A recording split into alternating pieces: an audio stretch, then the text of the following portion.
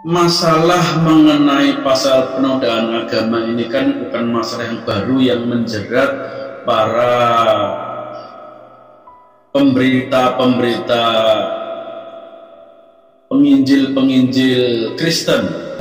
Setiap ada laporan-laporan kepada polisi untuk orang-orang yang disangkakan menista agama pasti ditangkap dan pasti masuk penjara. Dari pihak Muslim sendiri, dari pihak Islam sendiri membiarkan ulama-ulamanya terus-menerus menista, mencerca agama lain. Sebagai MUI harusnya tolong sudah diproses supaya tidak terjadi benturan di masyarakat, tetapi tolong juga proses itu ulama-ulama kami yang melakukan seperti itu. Harusnya seperti kita menuntut keadilan.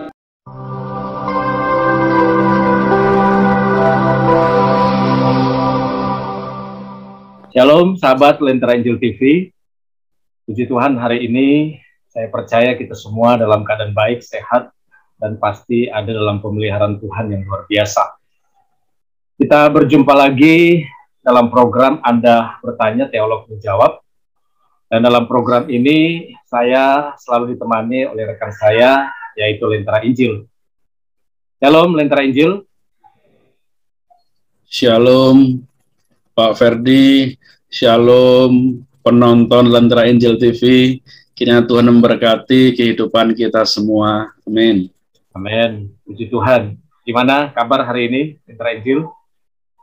Ya, puji Tuhan, hari ini baik-baik saja, senantiasa diberkati Tuhan, disertai Tuhan, sehingga bisa menyapa Pak Ferdi bersama-sama siaran dan juga menyapa seluruh penonton Lentera Injil. Lentera Injil TV. Ya, puji Tuhan, kita semua dalam keadaan baik, semua karena anugerah Tuhan. Hari ini kita akan membahas sesuatu hal yang mungkin sedang viral saat ini, yaitu ada seorang apologet Kristen, kalau bisa dikatakan seperti itu, yang diduga atau dianggap menista agama. Dan tidak main-main, yang melaporkan beliau ini, yaitu Muhammad KC ini adalah lembaga yang sangat besar dan sangat mungkin berpengaruh di Indonesia ini. Pada kesempatan ini, kami ingin mendengarkan tanggapan Lentera Injil mengenai hal ini. Silakan. Ya, shalom saudara-saudara semua penonton setia Lentera Injil TV. Ya, kita seperti yang sudah disampaikan oleh Pak Ferdi, ya, sebagai host Lentera Injil TV, ya, kita hari ini akan membahas mengenai Muhammad KC, ya, Muhammad KC, atau yang dalam channelnya itu Muhammad KC, ya, dalam channel YouTube-nya dia sebagai seorang YouTuber. Ya, seperti disampaikan Pak Ferdi tadi bahwa dia dilaporkan oleh MUI, yaitu lembaga yang merupakan perwakilan dari ulama-ulama umat Islam, ya, di Indonesia, yang juga mempunyai otoritas untuk mengeluarkan fatwa, dan fatwanya itu diikuti oleh ulama-ulama yang lain dan juga diikuti oleh umat beragama Islam semuanya. Nah, saudara kasih Tuhan, masalah mengenai pasal penodaan agama ini kan bukan masalah yang baru yang menjerat para pemberita-pemberita penginjil-penginjil Kristen. Ya, itu bukan masalah yang baru dan berulang-ulang. Ya, setiap ada laporan-laporan kepada polisi untuk orang-orang yang disangkakan menista agama pasti ditangkap dan pasti masuk penjara. Ya, tidak ada bisa memberikan penjelasan argumentatif yang bisa membela diri untuk itu. Atas desakan massa, ya pasti akan masuk penjara. Bahkan bukan hanya sekedar dia menafsirkan suatu teks dari umat Islam, bahkan hanya meminta supaya pengeras suara dikecilkan sedikit karena dia sedang sakit pun bisa masuk penjara. Ya, sementara orang-orang yang merusak rumah ibadah itu bebas-bebas saja. Nah ini ya, ini adalah suatu hal yang sangat kontradiktif. Nah masalahnya adalah di sini saya soroti adalah MUI. Ya MUI selaku sebuah lembaga yang sebenarnya sangat sangat luar biasa di Indonesia ini, karena dia merupakan majelis ulama, ya seorang yang mereka lah orang-orang yang tentu saja kredibel, seorang pemimpin dari para ulama-ulama ini suaranya mewakili suara ulama.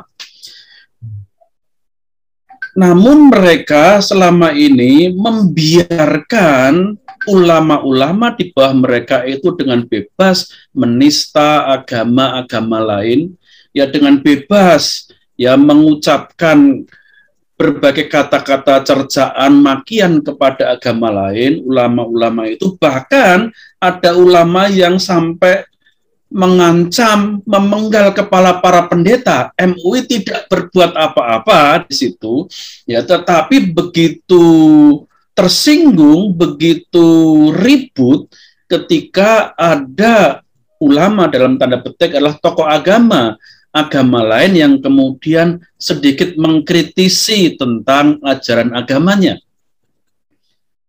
Begitu bebasnya mengkafir-kafirkan ya agama lain, tetapi kemudian ketika dibalikkan ada agama lain yang juga mengungkapkan yang sama, mereka tersinggung dan marah.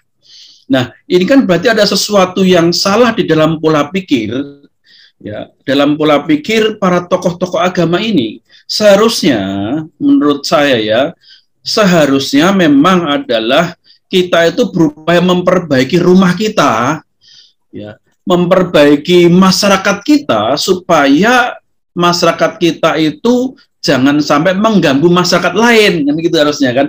Kita harus berupaya membimbing anak-anak kita. Ya, sebagai seorang pemimpin kan ibaratnya umat itu adalah anak-anaknya. Sebagai pemimpin para ulama-ulama yang dalam binaannya tentu berupaya keras agar menegur, membimbing, mengingatkan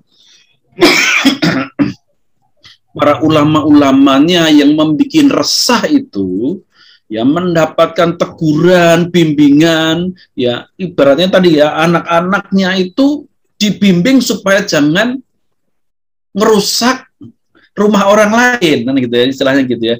Sebagai orang tua berusaha membimbing anak-anak supaya jangan ngerusak rumah orang lain. Tetapi di sini kan anehnya saya ibaratkan begini, ya ketika ada anak tetangga itu nakal, merusak mungkin pagar atau tanaman miliknya, ya, dia marah, lapor polisi, memenjarakan anak-anak yang nakal itu. Sementara anak-anaknya sendiri dibiarkan merusak, menghancurkan bukan hanya pagar, bahkan rumah dari orang lain dibakar, ya dihancurkan, ditutup, nggak boleh dimasuki. MUI diam saja. Ya ini kan pola pikir yang keliru. Ya sebagai orang tua kan tentunya punya tanggung jawab ke dalam dahulu bagaimana membimbing anak-anak kita. Nah saya rasa dengan hanya menangkapi seperti MKC, dulu ada Saud Ibrahim, lalu yang pernah kita bahas ada Joseph Paul Sang, itu dengan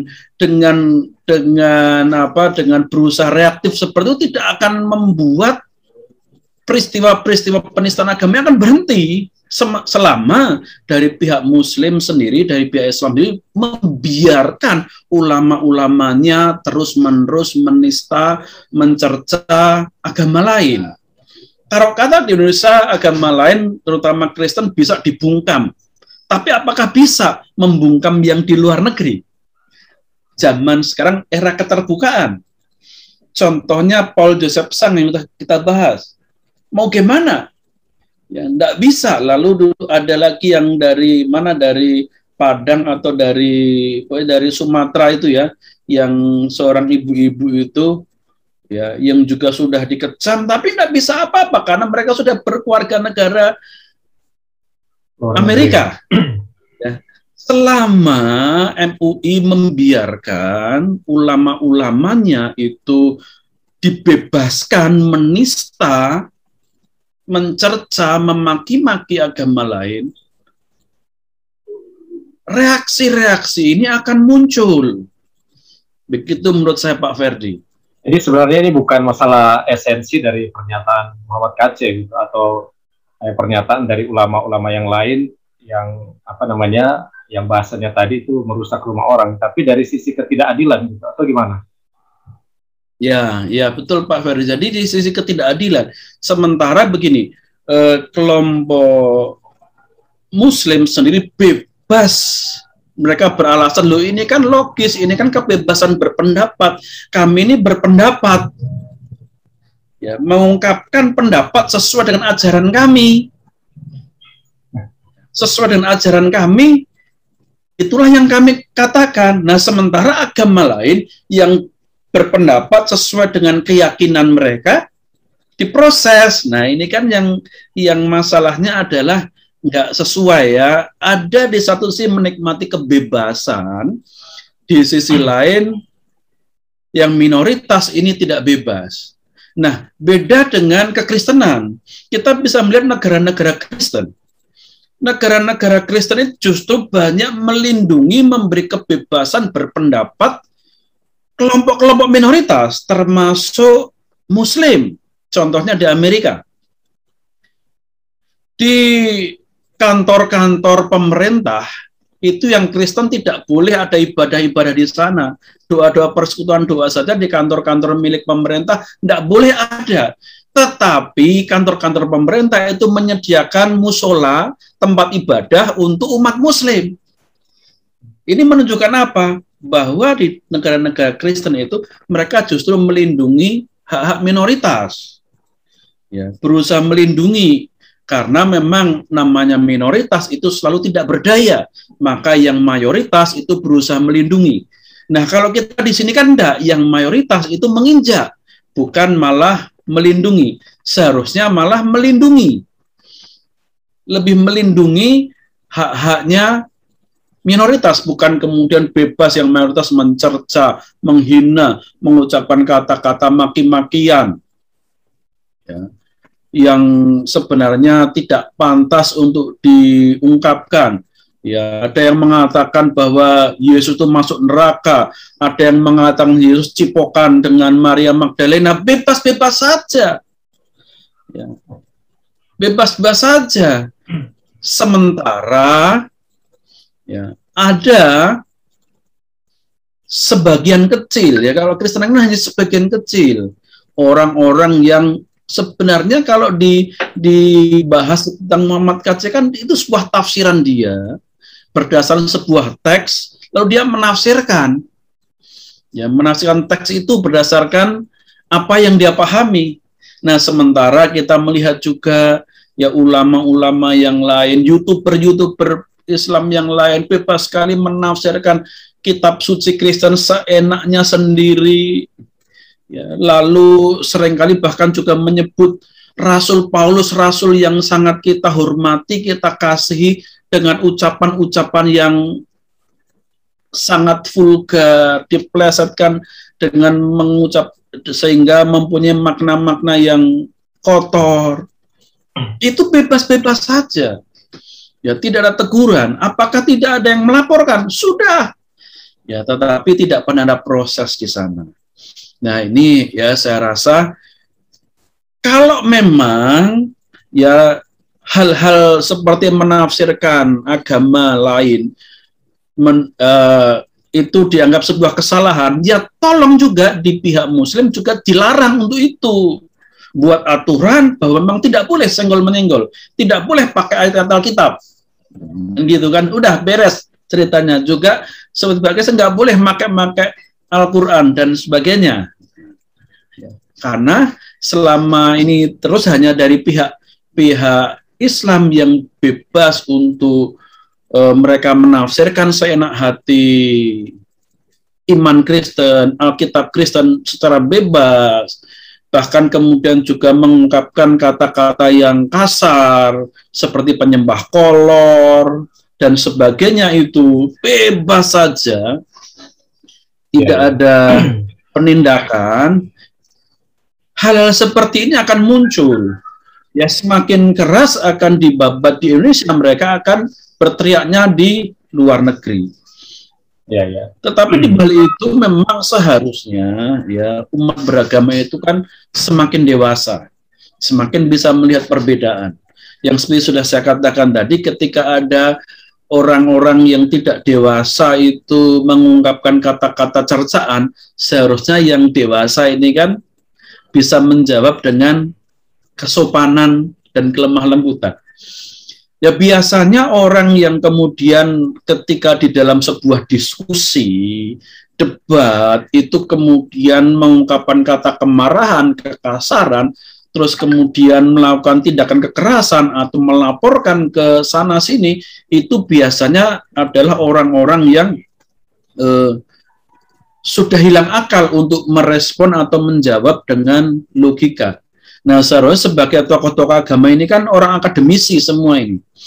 Orang-orang yang hebat, ya betul ya, sudah terbiasa dengan namanya diskusi, debat, dan perbedaan.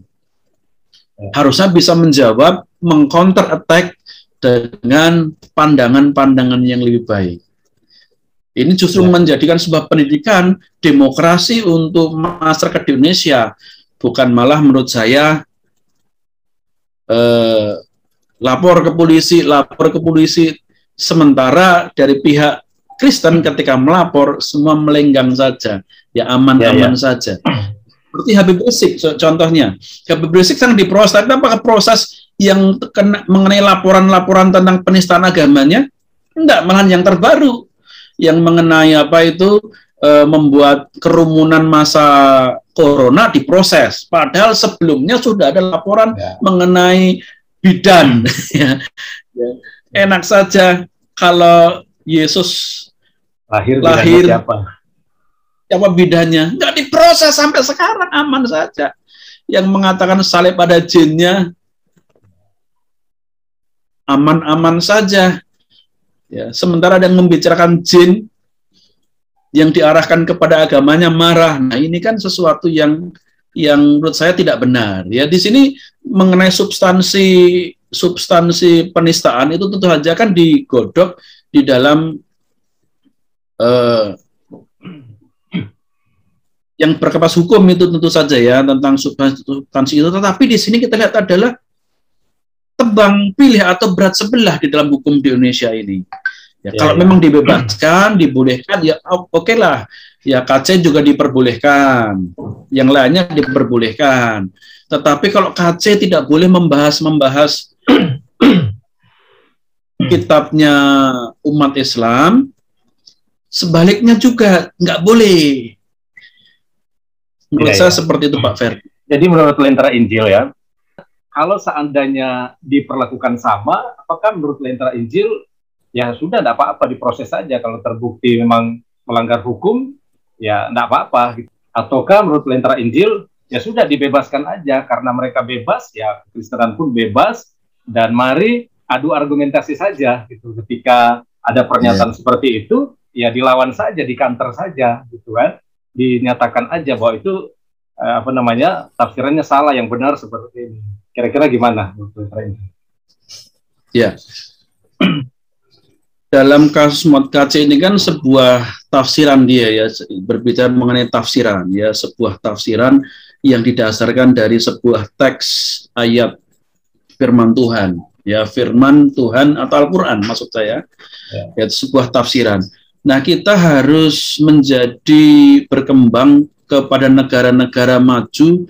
Jadi negara-negara maju itu selalu ada namanya kebebasan berpendapat. Ya, kebebasan mengungkapkan pendapat dan kebebasan untuk menafsirkan suatu teks kitab suci itu sudah tidak lagi menjadi hak eksklusif. Ya, umat tertentu saja yang boleh. Agama lain masalahnya ini, teks kitab suci agama lain.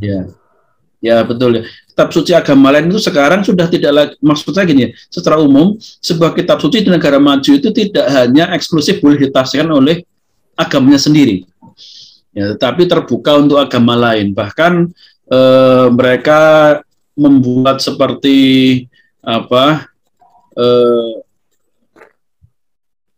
kaos, ya, Muslim love Jesus, gitu kan, mereka membuat-buat seperti itu kan, ya sudah bukan lagi sebuah sebuah teks yang bisa dikurung, oh nggak boleh orang lain nggak boleh sentuh-sentuh.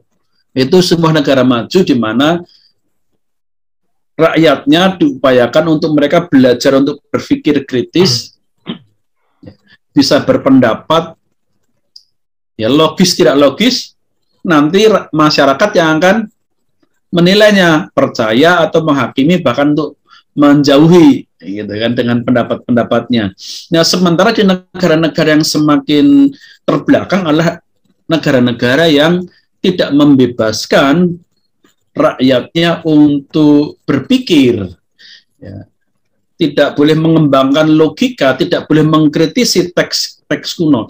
Kalau dalam kita Kristen, kita sudah terbiasa mengkritisi teks-teks kita. Ya, kita sudah terbiasa mendiskusikan ayat ini mana yang benar, ayat ini aslinya bentuknya seperti apa, yang ini tambahan, yang itu. Kita sudah terbiasa untuk itu. Kita terbiasa itu bahwa ada yang mukjizat Yesus itu hanyalah mitos dan sebagainya, sudah terbiasa menghadapi itu. Nah, makanya negara-negara Kristenan itu akan maju, pola pikirnya maju dan berkembang.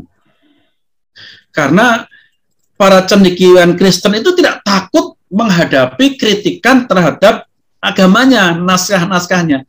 Sementara negara-negara yang membungkam, ya, orang-orang yang mengkritik agamanya, itu kita lihat justru negara-negara itu tidak maju dan berkembang. Tokoh-tokoh agamanya tidak berani menjawab kritikan terhadap teks-teks keagamaannya. Ya, itu justru yang saya harapkan semua masyarakat bisa menerima itu. Nah, tentu saja di masa kita di Indonesia ini kan tidak semuanya masyarakat mempunyai kedewasaan berpikir yang sama. Ya, ada yang sangat dewasa yang bisa menyikapi perbedaan, ada yang belum. Namun kalau sekelas para pemimpin-pemimpin agama ini belum bisa menjawab dengan argumentasi ilmiah, tetapi mengedepankan emosi, baper, perasaan, nah ini berarti kan menunjukkan bahwa mayoritas masyarakat beragama kita masih memang belum dewasa di dalam berpikirnya.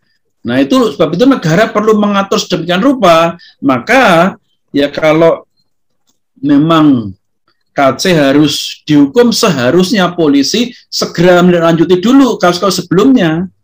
Jangan malah membiarkan saja.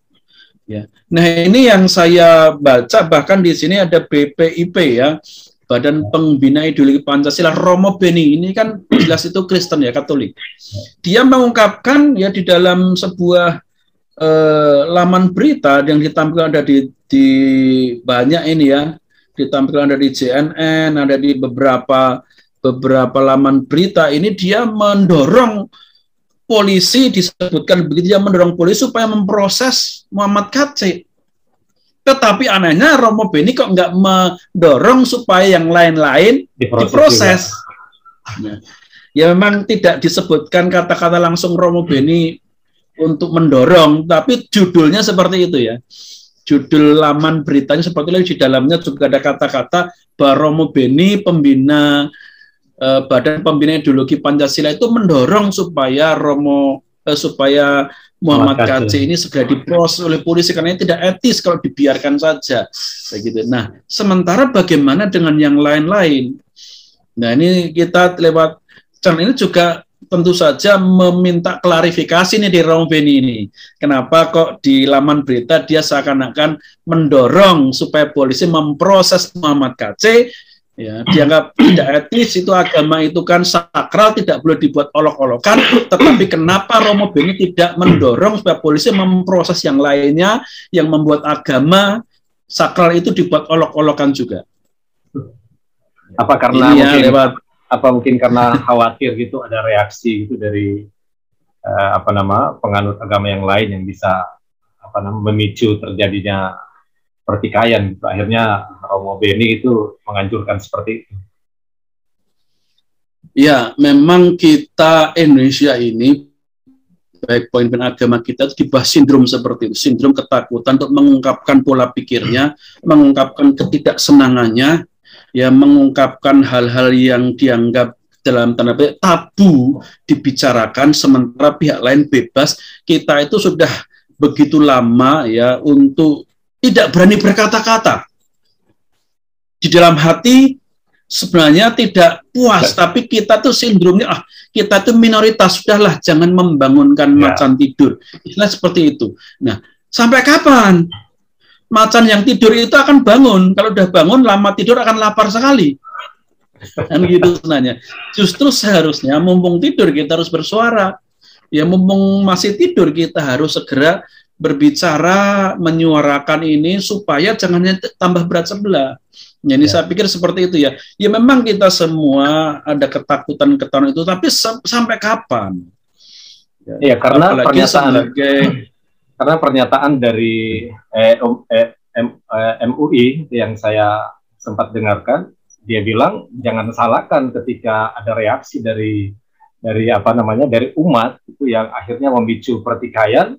Kalau ini dibiarkan ya ini bisa berbahaya gitu. Jadi umat mereka gitu yang mereka sebut sebagai umat bawah gitu kan, yang bisa saja bereaksi dan membuat rusuh atau apa gitu kan, kalau ini tidak segera diproses. Ya mungkin itu juga salah satu. Saya rasa justru pernyataan itu seakan-akan memotivasi ya. Iya, memprovokasi. Menginspirasi Saya juga ketika dengar itu, wah ini sekaligus memprovokasi ini. Saya ketika dengar seharusnya itu, juga begini ya, sebagai MUI harusnya tolong segera diproses supaya tidak terjadi benturan di masyarakat. Tetapi tolong juga proses itu ulama-ulama kami yang melakukan seperti itu. Harusnya seperti itu menunjukkan keadilan. Ya. Tolong diproses supaya tidak ada benturan, ya, supaya tidak ada reaksi. Tapi bagaimana dengan reaksi-reaksi umat yang lain? Apakah dibiarkan saja? Ya, kita tahu ya ketika ada peristiwa di Tolikara, kita umat Kristen juga sama, nggak setuju ketika ada peristiwa Tolikara itu, atau ada penutupan rumah ibadah di Sulawesi Utara ya, kita juga nggak setuju itu. Walaupun itu bukan rumah ibadah, sebenarnya dulu ada gudang yang dipakai gudang, kemudian dipakai rumah ibadah, makin banyak, ya ada proses seperti itu. Kita juga nggak setuju karena hak ibadah itu hak semua orang. Ya. Gereja, PGI dan semua arah semua mengutuki peristiwa itu, tetapi anehnya ya peristiwa-peristiwa ketika umat Islam atau pemimpin Islam melakukan pelecehan terhadap agama lain itu tidak ada tindakan apapun juga dari pemerintah maupun dari MUI. Nah, jadi seharusnya demi NKRI, Romo Beni juga harus berpikir yang sama juga. Tolong juga di lainnya. Jadi jangan hanya mengorbankan bagian sendiri, itu KC kan kecil, dikorbankan saja tidak apa-apa demi NKRI. Nggak boleh seperti itu. Bukankah Yesus sendiri juga dikorbankan demi supaya pemerintah Romawi tidak marah? Kita sebagai agama tidak boleh, ya, tidak boleh harus berbicara kebenaran di atas kebenaran. Sebab itu di sini saya juga meminta klarifikasi dari Romo Beni, karena saya juga cukup mengagumi beliau tentang keberaniannya untuk mengungkapkan apa yang dia yakini benar. Ya, dia tidak takut, tetapi tolong bisa jangan hanya mengorbankan berat sebelah saja. Pancasila itu demi kenyamanan sekelompok orang, kebebasan beragama, kebebasan berpendapat di kenyamanan kelompok mayoritas, tetapi harus semua ya sama di hadapan hukum, mestinya seperti itu, Pak Ferdi. Baik, sahabat Lentera Injil TV, kita sudah mendengarkan penjelasan ataupun tanggapan dari Lentera Injil mengenai dilaporkannya Muhammad KC ke polisi oleh MUI dan lembaga lainnya. Dan biar kiranya apa yang disampaikan dan tanggapan dari Lentera Injil kali ini bisa juga menjadi satu bahan pemikiran dan bahan edukasi bagi kita semua di dalam menyikapi situasi kondisi yang ada di sekitar kita. Kita akan berjumpa lagi di dalam pertemuan-pertemuan selanjutnya, tentu saja di dalam topik-topik yang menarik dan semuanya untuk hormat dan kemuliaan bagi nama Tuhan. Puji Tuhan, Tuhan Yesus memberkati kita semua. Shalom. Shalom.